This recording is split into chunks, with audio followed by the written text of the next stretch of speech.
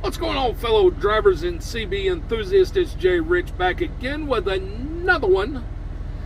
And today we are starting part one of a three-part series where we are going to be testing the CB wiring in the truck, in the overhead cabinet, console, doohickey, whatever you want to call it, versus battery power. We are going to see if this makes any difference whatsoever. We have three different radios, three different power levels, and the first one will be with the Texas Ranger, which is a 20-watt radio. Now, hopefully this video does not suck too bad, as somebody felt the need to take my camera mount out of my truck for me. Thank you very much. But before we go on ahead and dive too far into this video, go on ahead and hit that subscribe right down there in the corner. It's very easy to do. Leave a thumbs up and a comment down below if you wish. But let's go on ahead and dive into this video. So alright, here we are with our Texas Ranger. We are on AM. Our dosimeter's on the 200 watt scale, so we're going to be looking at the top line. That is 10, 20, 30, 40, 50. We are right now on the truck's wiring, which goes around back behind the radio. This is direct battery power. We're getting 14.2 volts here, and at the other we're getting 12.3 I think, and it runs down over to the fuse box for the direct battery power. So let's go on ahead, and we're on AM. Let's key up.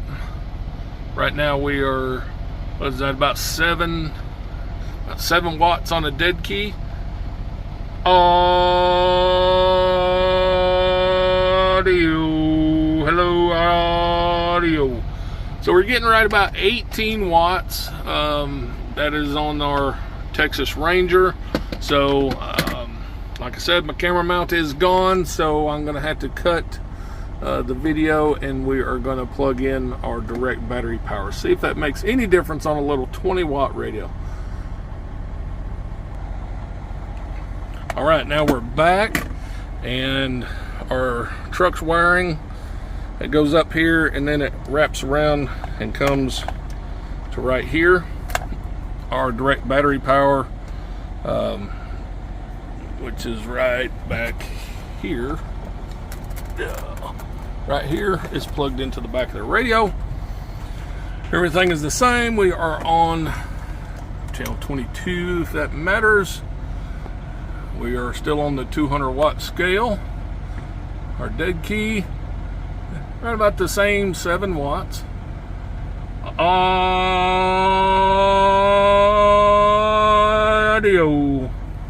Audio. Hello, audio. So we're right at 20 watts now. We were at 18, now we're at 20 watts on our little Texas Ranger. It's exactly what we should be doing, is 20 watts. Well, there it is. That's part one of the three-part series. And as you see on the Texas Ranger, which is a pretty low wattage radio, only at 20 watts, you can see using the truck's wiring, you're losing 2 watts, which is not enough to make really any kind of a difference. But if you're going to pay for a radio and you're going to pay to have it tuned and everything like that, don't you want the most that you can get out of it? I'm just saying. So anyways, this is the end of part one. Stay tuned for part two, and then part three we are going up in our wattage on the radios. Next up will be a Cobra 29. So stay tuned for part two, and as always, in the meantime, watch a playlist and subscribe. I'm Jay Rich, keep the knees in the breeze and the shiny side up. We'll be seeing you.